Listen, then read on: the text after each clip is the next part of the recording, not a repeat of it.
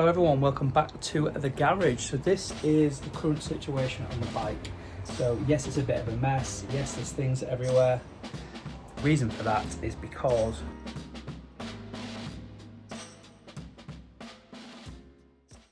some of my stuff has now arrived for electrics, and I'm at the point where the bike just needs a deep clean, and I've ordered some tool bits. So I've ordered some wire wool ones to get all that rust and grime off a little bit heavy-handedly, and then I've got some more nylon. I've got a separate set, a nylon set, just to again get all that initial dust and stuff off it. So the bike on the face of it, with all the fenders, looked like it didn't need that much doing to it, and once I took some of the fenders off, I thought, do you know what, this is going to be a really easy build.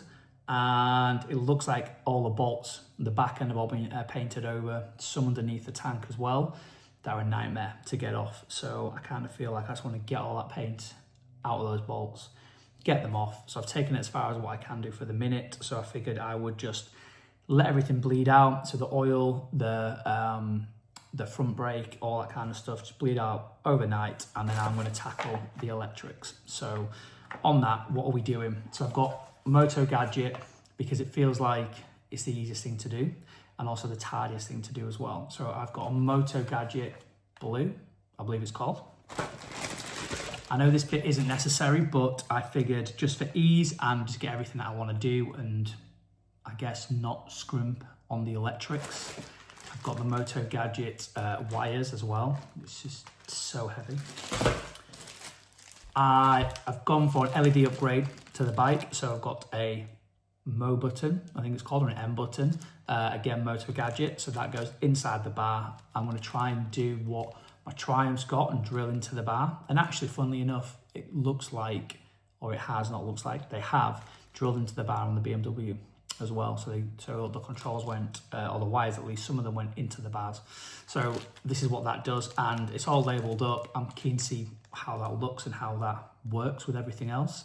But I've upgraded the Speedo, or will be upgrading the Speedo. I've gone for a Daytona, I believe it's Velona, I think, which was an eBay buy, so slightly cheaper. I think these are like £200 new with everything.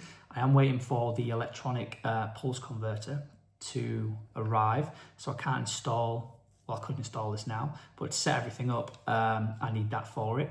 But I've gone for this because I like it. It's something that I wanted on the Triumph as well. Just never got around to it, and I don't really want to mess around with my front the way I did with the rear on that one, although I do believe I did a good job.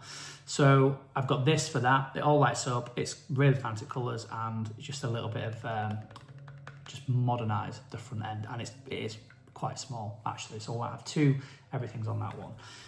I did contemplate getting the Motone Pro.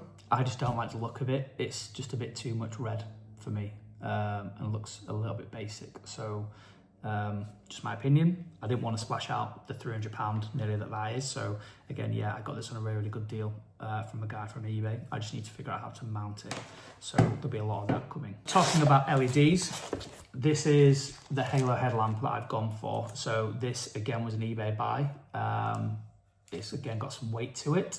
It's just a plug and play, so I don't need to really mess around with the electrics too much. However, because I've got the Mo unit and everything, I'm probably going to cut these wires. I want to see how it goes first and go through the manual, see how everything works, and then potentially cut these wires. If I don't need to do that, I can just plug it in and then off we go. But yeah, Halo headlight. There was other options to get really fancy indicators on this, where it lights up the halo in the sides, but it's like, again, £180. So I feel like I've gone for the expensive, top of the range electric system, and then just everything in terms of accessories. I haven't gone cheap, but I've saved a little bit of money this way. So at this point, I've got a little bit of explaining to do. I actually swapped out this headlamp because it was just a headlamp and didn't come with a casing or anything like that, and it wouldn't fit into the original headlamp bulb casing. So what I actually did was send this one back, and I actually got the more expensive one with the LED lights, with the indicator lights in the headlamp. I thought it's going to save a little bit of time and effort to rig up actual indicators for the front. I might do that a little bit going forward in terms of bar ends, because I kind of always wanted them and never really found the need to install them. So this is, I think, is a good point. But in short, I didn't actually film any of this stuff because I'm an idiot and was a bit too excited to see what the new headlamp was. But the more expensive one came fully kitted out with a headlight, with the indicators built in, and it also came with the actual headlock? With the headlight bucket. That's the word I'm looking for. Headlight bucket to go onto the bike. So don't be a bit confused if you see a different headlight on the bike going forward in the video. So I've managed to rig everything up with the help of a chart, and it's in my M button. So really, really happy with that. Plan now is to plug everything into the bike and then just check everything over. And then my levers and things are arriving in a few days' time. So that then means I can attach the ground, the mow unit and the brake. But everything else at the minute in terms of left, right indicator, horn, start, high beam, all done. So I'm just editing the video and I've realised that the bit I recorded to link this next bit hasn't quite come through. So I am fully aware that I haven't grounded the rest of the bar. The whole point of this was to get the M button through the bar, connected and all done. So the next bit you're going to see is me connecting it to the bike, but rest assured I have got a button going in and then grounding. Okay, so this is where we're currently at. I have labelled up everything through from the headlight to the Daytona Speedo all the way around, and the plan now is to take these off, because Joe, I know that you don't like it when I use these, and replace them with actual proper soldered kits. One, it's going to keep them waterproof, and two, they're a lot better than these. These are just for testing, believe me. So, done these, they're not heat shrunk yet. I'm still trying to figure out where this blue wire goes. But again, now going to the next bit, chocolate blocking that into the M unit.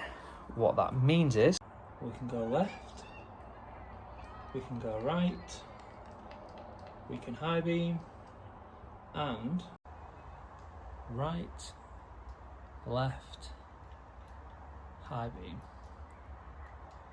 All of it's working. Very, very happy.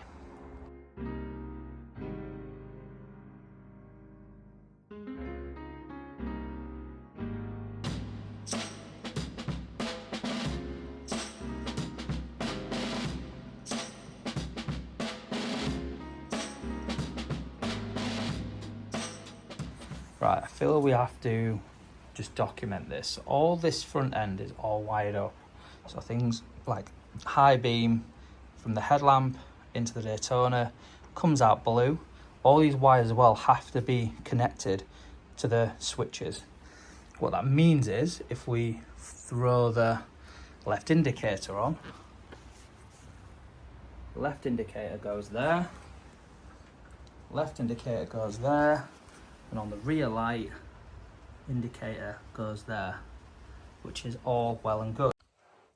So after that, it was time to get back into the house because it's extremely cold in the garage. I haven't got a heater like some people that I know. So came back into the house and it was time to really get the headlight done, heat shrinked, wrapped up, ready to go back on the bike in its final form.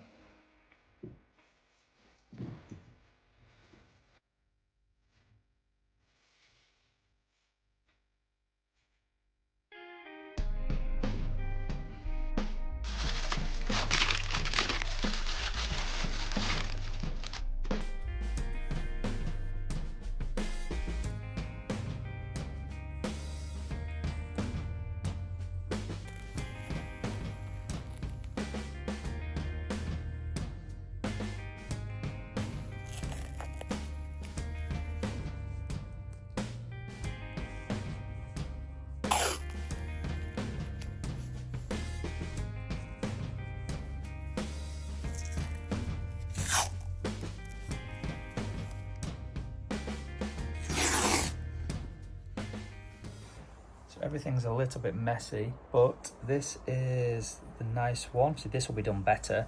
I've not actually done anything with the Speedo yet because I still need to heat shrink these, And I still need to connect things such as my oil warning and my neutral light, which all goes into this. So that needs to be done at a later point. I'm still trying to figure that out.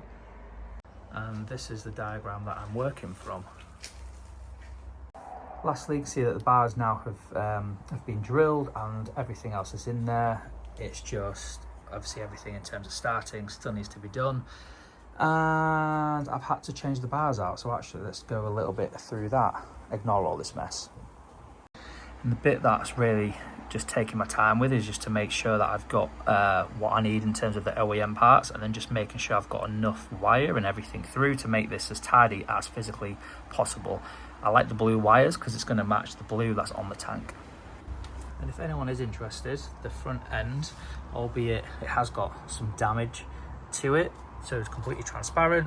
If you want that, let me know and we'll set something up. Also have a load of other parts if you are interested. Currently it's just holding my son's motorbike. And that concludes this week's video. Going back through this, I've realised that doing build videos for me is quite complicated and difficult to do.